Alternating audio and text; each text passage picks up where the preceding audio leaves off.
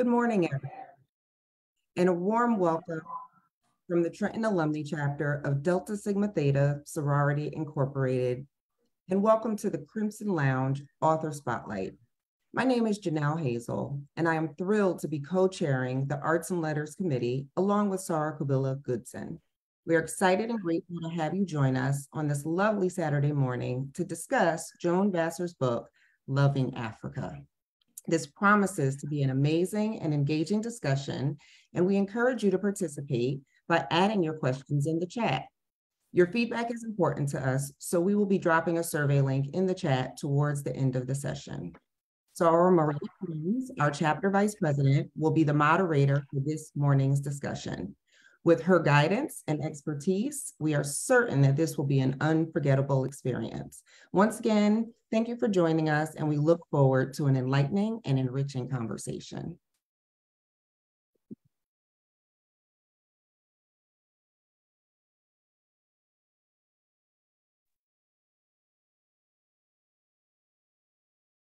Good morning, my fellow readers. I am so excited to be a part of this wonderful discussion, and I'm so excited to have none other than the wonderful author Joan Vassar with us today.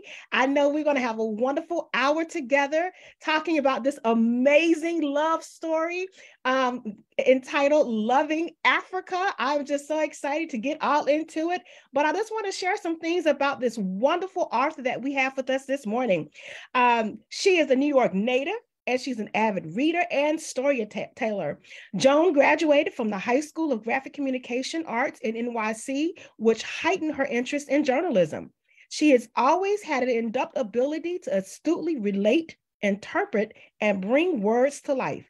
Joan works as a software analyst by day, but her true passion is storytelling. She enjoys writing narratives that bring the life of African-American experience, both past and present. Joan is the author of the introduction to Love and Self, Unfortunately Francine, and my favorite, the Black series, and now Loving Africa. But what she loves most is she loves to hear from her readers. When one of her male readers tells her that my character made him feel a heightened sense of pride, or a female reader shares with her that she enjoyed the romance rarely seen between African Americans in literature, she knows that she has done her job as a storyteller, particularly in the African American context. So currently she lives and resides in Georgia. She is the mother of 4. I learned that about her. And she continues to write and weave great tales of the African-American community. So without further ado, let us get right into this amazing book. So Joan, come on in. Hello, everyone. Thank you for having me. Exactly. We're so happy that you're taking time out your morning to share with us and talk about this amazing story. So let's just get into it, because there's so much in this book. And so let's start. Why 1985? Why do a period piece? I know we had the Black series, but why 1985, Joan? So I think I did 1985 because it was my time growing up in Queens, New York, and going to school in Manhattan, and just kind of getting out in the world. And so for me, this was a time to look back at that time as an older person, because believe it or not, even when you grow up in a time and you write about that time and it's years later, because of whatever your situation is then, you may not see it for the historical events that it is. And so 1985 seemed like a great place to start and relive some things and just think about being young, Black, and in love. Well, I do thank you. I know your writing just brings to life the images, and it's almost like I could smell the chicken joint when you talked about it. And it was almost like, I was right there walking by the Apollo, getting on the D train. So, I was right there with the characters. A little bit about why these characters. The characters for me just represent what it was like growing up. And being stifled somewhat, because what happens is, especially after writing a series like the Black series, you begin to look back on your life and realize that during my time of being educated in the North and in New York, there was a lot that just was not spoken about in terms of being Black or your understanding or any of those things. And so the characters kind of just represent the lostness that a lot of us felt at that age. And so these characters were handcrafted because sometimes navigating life at 26 is not as easy as people forget, because you're older, or it's not acknowledged because you're dealing with.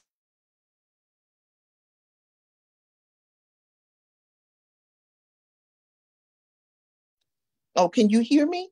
We lost you for like 3 seconds, Miss Vassar. Oh, okay. So we got you back. We got you back. Okay. Go back a little bit. Go back maybe about 10 seconds. Oh, no, I was just saying that, with the characters, it really just was about growing up in New York and realizing that there was a lot that you just don't realize because you're young. And one of the first things I realized, that not a lot was taught about being Black. Not a lot was taught about our situation, and not a lot of opportunity was given toward our situations. And so these characters really bloomed out of that. And bloom they did. And it was so funny because and when going back and understanding, I love how you referenced the blimpie. Only you had to be around in 1985 to even know what a blimpie is, because blimpie does not exist anymore. And so I was like, oh, we love that. So thank you for sort of taking us back down, and also some of the music references that you made. That there was also to talk about the time period. But I want to get into some of these other issues, some of these larger themes that were seen throughout the book. And that's really these relationships and the different types of relationships. Yeah. So I just want to talk about the first layer and these familiar relationships, particularly between the Walker clan, and I'm going to call it the Strong clan because that was Tracy's last name. Right. So I'll talk a little bit of why the contrast between having an all-female family sort of, and then an all-male family structure, and the different types of matriarchs in both of those familiar sort of organizations or structures, and then talk about the fact that the role of the father in those particular familiar structures. That'd be great for us. So one, growing up, and this is probably an ugly truth that I really didn't understand then, and that I look back a little different as an artist, because you're always trying to examine, to bring characters to life and make them 3D. And I grew up in a space where there were a lot of young women who had children, and they were single, and they're doing it alone. And I was one of them. By the time I was 19, I had a daughter. So and I guess you don't think about it until the child is here and you're on your own. And so the Walker sisters represent that moment when you find yourself on welfare, and what are you going to do to make changes? And in some instances, because a lot of opportunity wasn't displayed, and there was a lot of not forward thinking at that time, there was these moments of, here's where we are, and that's as far as we're thinking. And so a lot of people said, well, the Africa and her sisters weren't forward thinking, they were victims. But in 1985, this was prevalent, whether we want to admit it or not. The Guy family, on the flip side of that, is almost a mirage. I grew up in a period where most of the young men I knew were getting locked up, going to be locked up, or serving time. And so this was having them, in particularly Raheem, look at the changes that his life choices were making, and sometimes were out of his control based on the opportunity. I felt that putting them together as a family of men and them trying to actually figure it out. I didn't want to write a book where all the men were just puppies that were, big and cute. And so we're in a romance. I tried to write a book that even for younger people, that depicted my lifetime and the fact that while a lot of young men were locked up, the men in this book are actually actively thinking about not being locked up.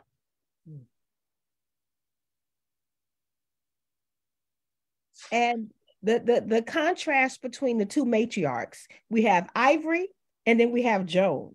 So talk about that dichotomy using, between these two matriarchs and sort of how they manage their families. And why was that important to bring to this body of work? Well, for one, in Ivory's situation, she had these 3 daughters. 2 of them did not live long. She had this husband and 1 daughter left and these grandsons. And she understood that raising her grandsons would be different, and dealing with her grandsons would be different than dealing with her daughters. And she's just trying to figure it out. Even at that age, she's trying to figure it out. And at least, if not get in the way, let them be who they are so that they can move forward in life. And again, we're talking in an era where I grew up in Queens, and I had a summer where if the young men weren't killed, they all ended up on Rikers Island. And so when you're young, you don't think anything about this. They go to Rikers Island, they come home.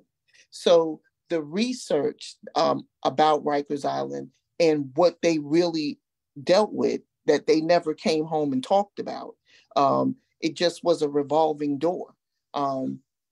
So I think that Ivory was a kind of person who understood this. Joan was, that character was numb for a good part of the first part of the book. She was drunk most of the time. And so when she decided to sober is when she realized that Africa understood that they all were not going anywhere. And she was the head of that. So her first start was to let me think about maybe trying to sober up. But again, the story evolves around Africa and Tracy. And their experiences and their perceptions of what they thought life was and what it really is. Wow, that leads us next to my next sort of discussion is sort of looking at the relationships between Tracy and her sisters. Tracy and his brothers. I'm going to say brothers because I know they were cousins, but I'm going to say brothers because that's sort of kind of how they interacted in the story. They were sort of raised as brothers because Tracy did in fact live with Earl, and his mom helped raise them. And then of course you have Raheem, who you put that little nugget in there. You snuck that little nugget about Raheem in there. I said, I saw you, Miss Vassar. I saw you with that little nugget. And then, of course, you have the dynamic between Tracy and her sisters. So why was it important to sort of to talk about? I'm going to say that sibling. I won't say a sibling rivalry, but sort of the sibling sort of conflict. Because you saw it a little bit with Trina and Melody, and then of course you saw it with Mike and Tracy. So why was it important to bring out those types of conflicts in this book? Well, for one thing, I think it was important because what you have is a bunch of young people who are trying to navigate their life in 1985. And this is, again, the time when they're just trying to figure it out. And sadly, I grew up in a period where, Black women considered it an accomplishment that their children, that their sons weren't locked up. There's so much more accomplishment to Black motherhood, But these are one of the things, and maybe even now we still think about it as we see police brutality and different things. And so when you see these the kids together, they're not intermingling with other people. And this is kind of true of younger people. Sometimes younger people don't venture out. So they're getting everything from this circle. They're getting being in love. They're getting being friends. They're getting being rivals. They're getting being angry. All of this in one circle because their horizons are not broadened. That is really the key to this. And so the rivalry is there because there's no relief.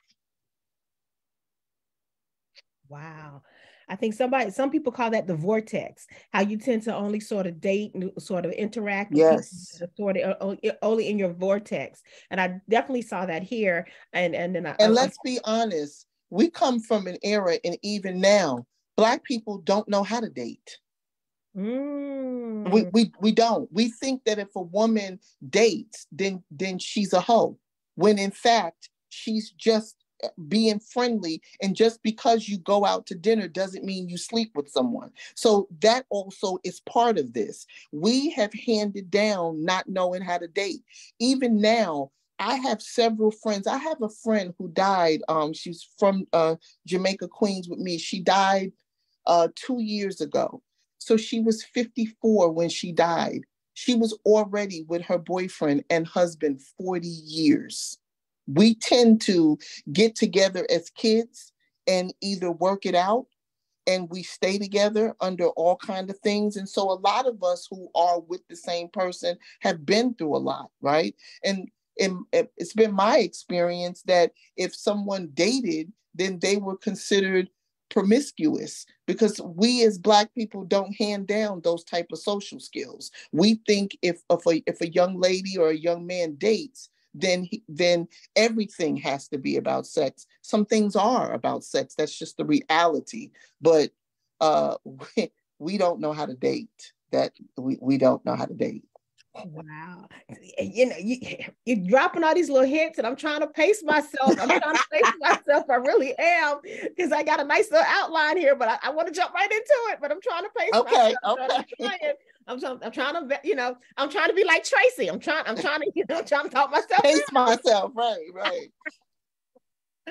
But so this is a good transition, because I think it's a very good point, particularly the young people, and sort of the type of love we experience in our late adolescent, the 17, because I thought it was very fascinating. And I love sort of those clues that you put throughout the book, how when she went to go live with Tracy, that he had a picture from when they first met when they were 17 years old. Right. And then, can you imagine 10 years later, that, for her surprise to come, and here it is, that here, there's this picture that was 10 years old, but sort of where sort of his love infatuation started. Right. But I don't want to get ahead, but I definitely want to talk about some of the social issues that you sort of put in here. And I thought, particularly during the 80s, we were high in the crack, crack crisis in our community. Sort of, seeing how, particularly because, particularly how Tracy lost his mom, and sort of how that sort of impacted sort of their dynamic.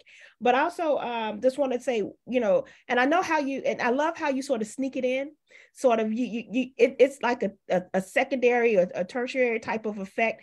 But why was it important to bring some of these social issues in the way you did to give the story more dimension and more depth because of the time period? Well, I got to tell you, and I don't know if anyone else experiences this, but I do. As an older person, I'm 54. As a middle-aged person, looking back, I feel a bit duped. So you grow up and you're watching the young men, and I remember the neighborhood changing and becoming what would be considered a crack den. And what is interesting, there were still the dynamics of hardworking single mothers getting up every day, going to work. Everyone wasn't selling drugs, but it was in the neighborhood. And you watch the neighborhood change. But as a kid, you're experiencing it. You don't think about it. And then you get older And you read a book like The New Jim Crow, and then you go back and apply it to what you've seen, right? And so you're taught that the young boys are knuckleheads, but there is a definite preying on Black men, young Black men, in the 80s that definitely left them in jail. And so you can't, and what is so interesting is that the people who read this book get caught up in the romance between Tracy and Africa, that they don't really see all of the other things. And so I end up in these conversations about women's rights, and this isn't really love, but I'm actually showing you that this is the reality of growing up. I remember, and I think I said this to you when we were testing that day, you have the three sisters living in the house with their mother, and all of them have a baby. I deliberately show you no men come into the house for those children. Mm-hmm. None. And I leave you to wonder, did the men just not care, not know enough to care? Were they young, didn't care, or were they young and locked up? Because right now, my last count in 2019 was 880,000 Black men still locked up. We're not the majority in this country, so that's a big number, right? And so I'm having to look at just the whole experience. So the park that I grew up, because the neighborhood is real, so they're standing beside Kings Park. When we first moved into that neighborhood in 1978, by 1982, my mother had forbidden me to even play in that park, right? And I remember walking through that park with sandals on. And in the morning, before the people came to clean it up, it was a shooting gallery. So there were just hypodermic needles all over the place. Right? And this is before crack hit, right? So this park is, so you're not allowed to play in this park, and you need to wear shoes, right? And so these are kind of all of the things that you're trying to put in the background, because you're trying to show them navigating love while all this is going on. The book opens up with Earl just going to the store on Merrick Boulevard. If you've been in Queens, you know where Merrick Boulevard is, right? And by the end of the prologue, you're thinking this is going to be a book about his infidelities, but in fact, he doesn't make it out the store so that you could even deal with the fact that he was a cheater. I'm trying to show you, trying to navigate Black life while everything else is happening. Well, I tell you, you did an excellent job if you read it, to sort of see those undercurrents and see those social issues throughout this book. But we could be on this Zoom call for a while. Right. Right. The way your ability to intertwine the social issues into the love story was remarkable. And I think, that's why I wanted this question to be out there, so we can sort of see how you were able to weave it in without us consciously knowing that that's what you were doing, but giving us just giving that expanse to, this is the background for these young people being in love. So I thought that was, very powerful and poignant, and sort of how you did that. So now this is the big one. We want to talk about the love, the Black love. The complications of loving Africa, and I will say that because I think everyone, so by loving her, we see the different levels in which people love themselves and love their intimate partners. But I just want to go back, and I would just want to say kudos to pointing. I love how you use Kendra and her mom to show another dynamic that was going on in that. And I thought that was, I just want to point that out. Anytime I see those types of things, I just want to highlight little check box. Yeah. But you know, the complications or the impact or the ripple effect of loving Africa. So I just want to talk a little bit about Black love and how you sort of presented that on so many levels throughout so many relationships. You know, I think about Pam and I think it's Ken's relationship. I think about Mike and Lorraine's relationship, of course, Tracy and Africa, but also Ivory and Malcolm's love, and Right. that whole relationship and sort of how they how they loved throughout how you presented it. So talk about the overall thing you want to convey about Black love, and then I'm gonna break it down. And now I want to ask you questions to sort of break it down by character. Okay.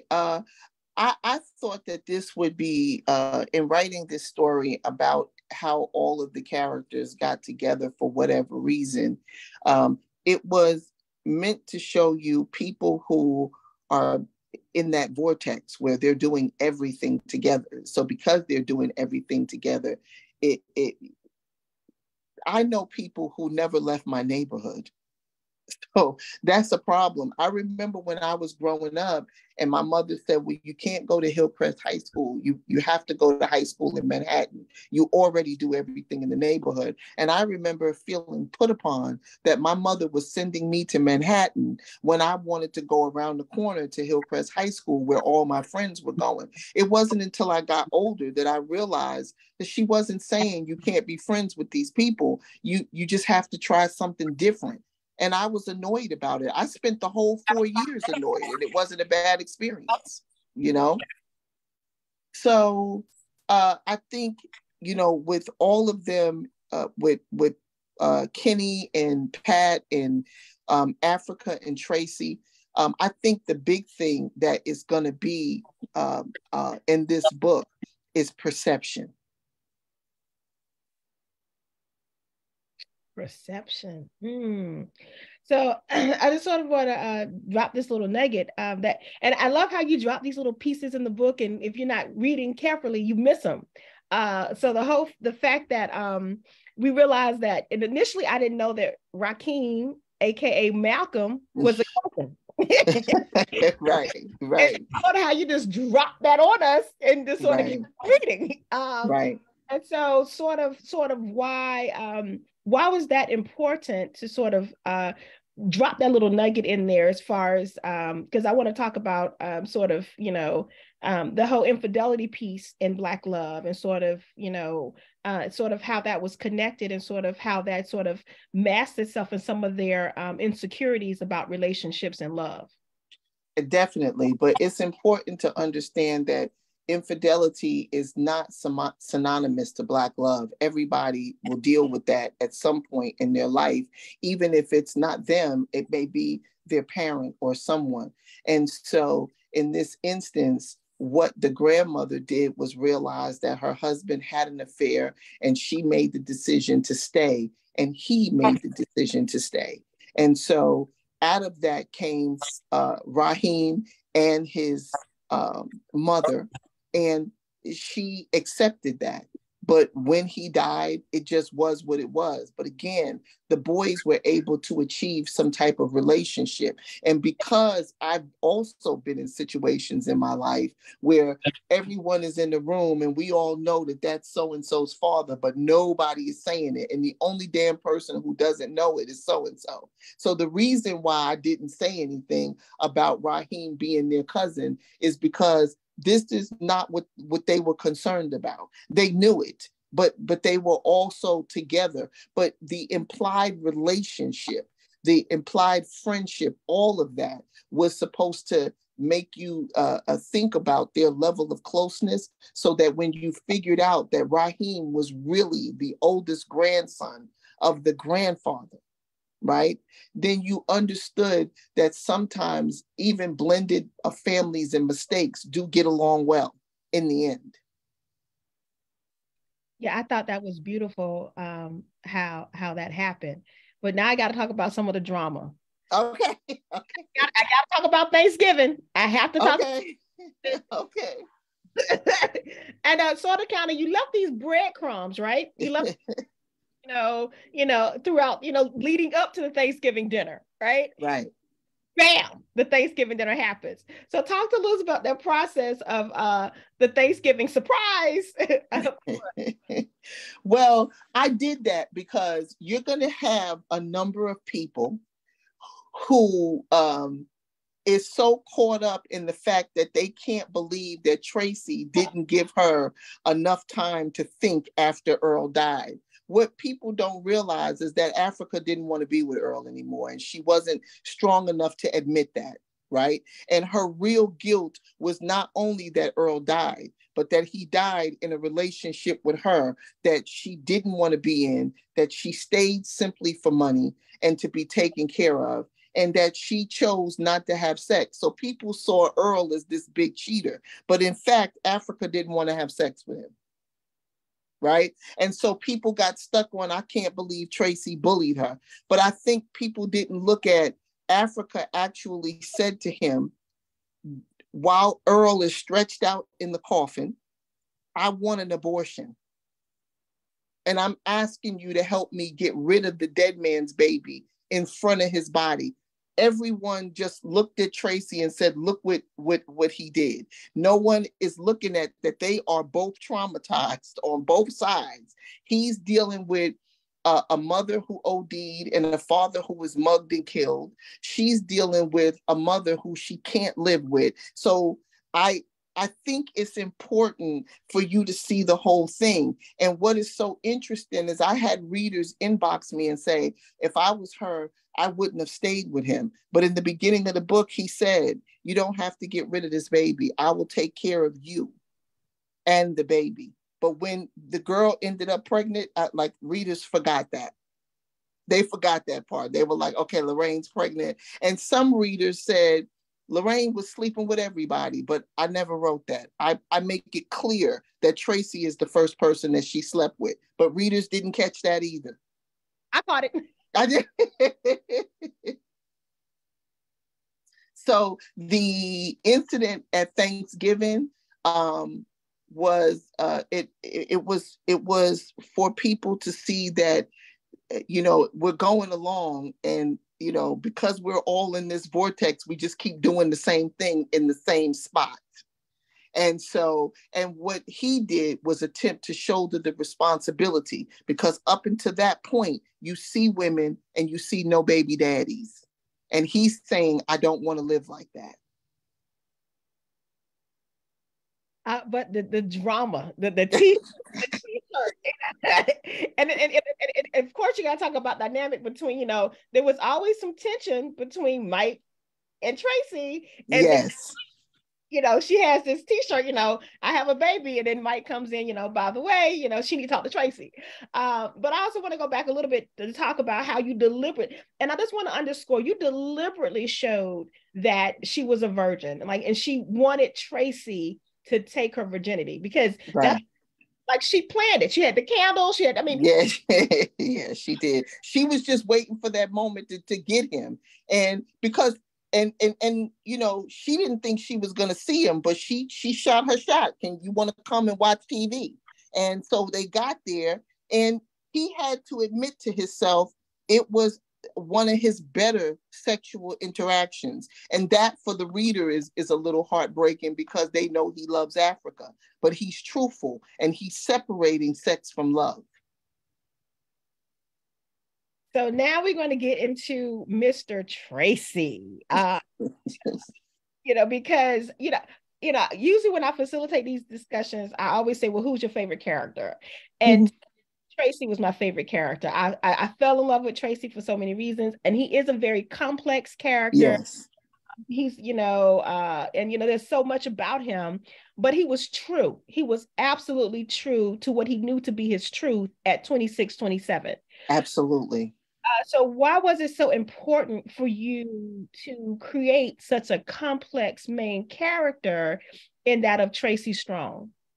Well, I thought it was important because, one, he couldn't keep on in the attitude that he had.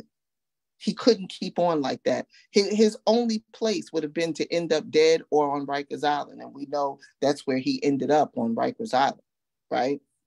And so I think it was important because he had to see some consequence to his he had to see some consequence to his behavior. He had to figure out about curbing his attitude.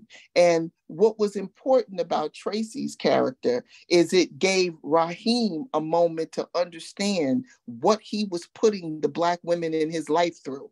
The women that loved him, he couldn't get a job. He wasn't interested in anything serious. He was wandering through his life. He was spending time locked up, and he would just go to jail and get out. And seeing Africa's heartbreak made him have to face what he's doing to his mother, this other girl who is in love with him, Monique. So Tracy's character represented the mistakes, and Raheem's character represented being able to get it and make change. So I got to ask you this. You talked about Tracy. Who did Mike's character represent? Right, Mike's character represented Tracy, right? Because Tracy did it a little bit more maturely. But all of this time, first Mike is upset because Tracy is moved in and he essentially becomes Earl's brother. And so he feels left out, immaturity at best. But when you revisit, you're thinking that Mike is just being nasty. But when you revisit, you constantly keep seeing him with Lorraine. And so you don't realize he's dating her, only to find out that she may be pregnant by Tracy, and he has to replay it. So now he's in Earl's shoes, where he felt that his cousin didn't care. He's having to, because perception is everything. And so he has these thoughts, and it doesn't mean that Mike wasn't immature. He was. But Tracy then had a better handle on him being immature, him being a younger cousin, and him having to make some changes as an adult male relating to another adult male in his life. So my facilitated time together, I wanted to end on Black intimacy. And you painted the picture. And I thought it was just beautiful how Tracy deliberately made the living room the bedroom, because, he had already envisioned how he wanted to see Africa in his bed. Right. I was like, go ahead. I tell you, I love Tracy. Tracy's like, where's she getting my bed?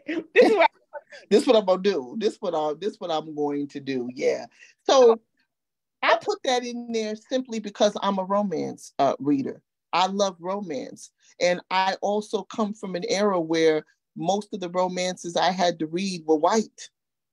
And so any moment that I can show Black love and Black sex in a great light, a loving light, that I can show Black men wanting Black women, I go for it. And so, and I hope to try to make my characters endeared even when they're villainous, because if you've read the Black series, Jeremiah was my villain, and and I try to make you think about, because so in this book, people probably pin down the villain to either be Tracy or not. But the real truth is these people they're 26 years old. They don't know a lot about life. They're making all of the 26-year-old mistakes. And also, what we think about in this time is a little bit more forward thinking, and we're hopeful that we're evolving as a race and as a culture. So when you look back on this, you have to not suspend reality. If you're old enough, you have to look at 1985.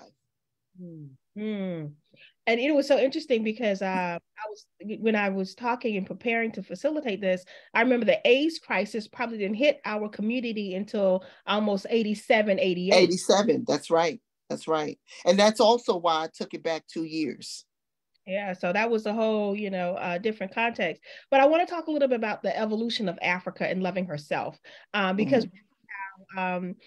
she entered into this sexual relationship with Earl that wasn't very I'm going to just put myself out there, gratifying for her, because we see sort of that struggle with her sexuality initially with Tracy. So could you talk a little bit about why it was, why you put sort of that whole struggle with her sexuality and sort of dressing in the bathroom and not being, not being as forward with her body, and sort of how she evolved throughout the book to sort of embrace her femininity and also her sexuality?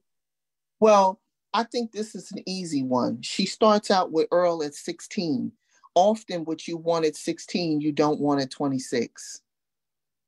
Life changes, right? And you have different thought processes. And oftentimes, so in this instance, she started out learning and dealing with Earl from 16. By the time she became an adult, the shine had worn off of it. And so she's dealing with it as it is and looking at the benefits of it. And her relationship with Tracy was different because this is a person that she felt sexual toward and in love with. But let's also face it, I come from an era where Black women are taught if you enjoy sex, you're not going to get a husband. So we are still kind of teaching that. We are still kind of in this mode where Black women are not allowed to embrace their sexuality because it means that they're loose. Sex is God made. So, but we are being taught that if we enjoy sex, if we experiment, then no man is going to love us. And that this is simply not true. You're not worth more because you're a virgin. You're still just a Black woman. You know what I mean? And I think that's important. And what he was saying is everything about you sexually is just as beautiful when you're naked as it is clothed. And I think that was important. And so she had to learn to get past all of that and deal with him. And I know for myself growing up, I was told, now, you got to keep yourself because ain't no man gonna want you. We also have to get past this thought that it's the man's choice. We have some choice in it because we the one with the box. Yeah, it's the real truth, right? And not to be vulgar, but, as you get older, you realize that the commodity of the vagina says so much more for a Black woman because we have to first embrace it and its power. And so, like, my mother was like, oh my God, you wrote this book with sex in it, and my friends are not going to read it. So my mother doesn't realize that her friends are contacting me personally and telling me their story. But I can't tell, you know what I'm saying? So she's grown into it, But I've always loved romance. And I've been inundated in my life in romance with reading white stories, watching white shows, and seeing white heroes. And I've noticed that if there's a book that the characters are white and the male is a villain, he's revered. Mm-hmm. We can embrace that, but we can't see it for Black characters who are going through especially the male characters. And so I'm unapologetic about writing a male character who's trying to figure out who he is. Because God knows right now we live in a country where Black men are set against Black women. And so I'm attempting to show the things that are happening that might help us move forward, And so, I get the people who get caught up on, I can't believe he was with her. But I mean, you get older and you find out that when, Tracy makes a good point, Earl has passed away. And if we wait a year, suppose we walk into a store and get killed. Well, so right now we're gonna go to our I have so much more. I have so much more. Okay. But we're gonna go. I want to give our participants on Facebook and also our participants here on Zoom opportunities to ask some questions. We do have a couple of questions in the chat. Okay. So I'm going to go ahead and ask some of them we did touch on, but I just want to talk about, it says the way Black men communicate or the lack of with each other and the women. Could you talk about that? Why was that important in this body of work to point out how we communicate to each other, the lack thereof, or I know this was back when we didn't know about love languages. Okay. So talk a little bit more about sort of why was that important to show how we communicated in our relationships? Well, you know, I come from a period of older women that didn't believe in talking about sex, didn't believe in telling you things, and you had to figure them out on your own. And to actually corner an older woman in the family and have to ask a question about your period, you watching her hop from foot to foot. That's one thing. The other thing is the lack of communication that is important to show, because I grew up in a period where you could see young Black men hanging together. They could see one of them going astray. And instead of them, the one person who knows this is a good idea not to do, they didn't really communicate, and they don't now. I find myself disappointed sometimes when I see situations where Black men don't step up to advise other Black men to do better. Mm.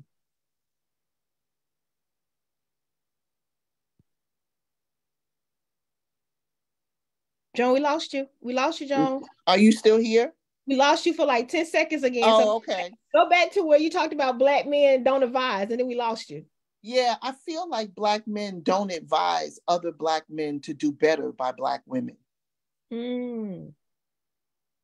And so the communication gap is real. And quite honestly, we're still suffering that in 2023. Mm. Wow, that's powerful. That's powerful right there.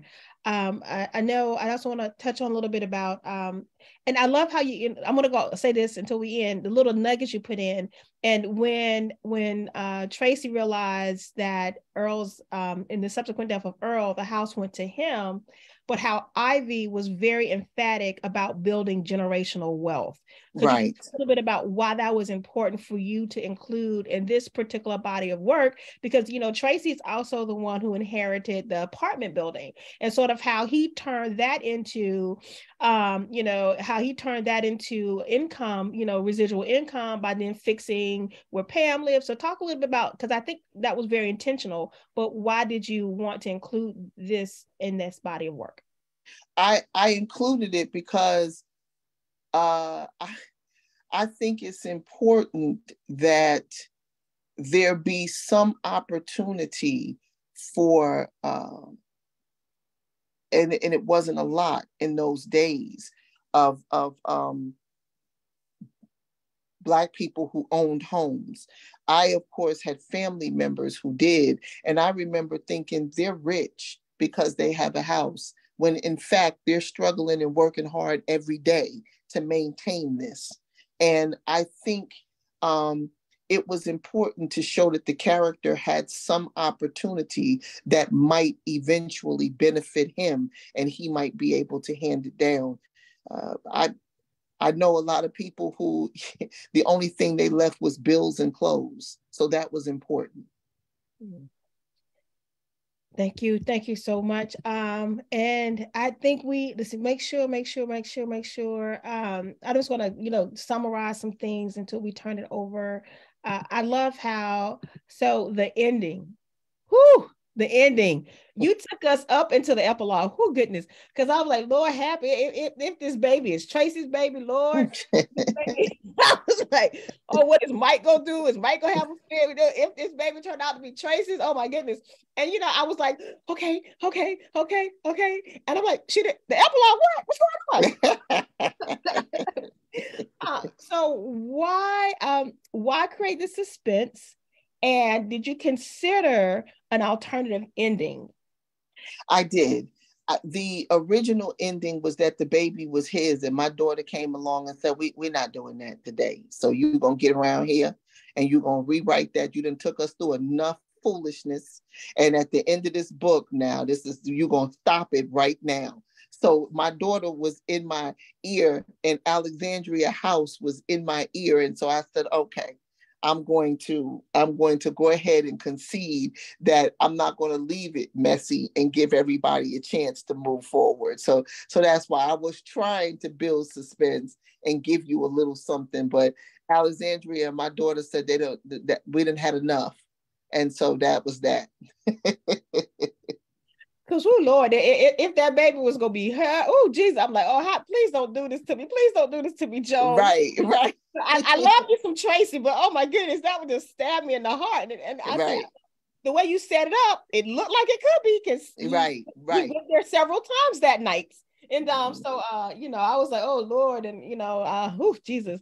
And it was interesting how Mike struggled with that, you know, that one little sentence that says, you know, how do you love someone who she wants the baby to be Tracy's, but he wants the baby to be his? So he was sort of really struggling. And I want to go back, because I know I'm trying to sneak all these little nuggets in. I don't want to miss it, that the arresting police officer was Monique's dad. Right. Right. Like, I got you, you know.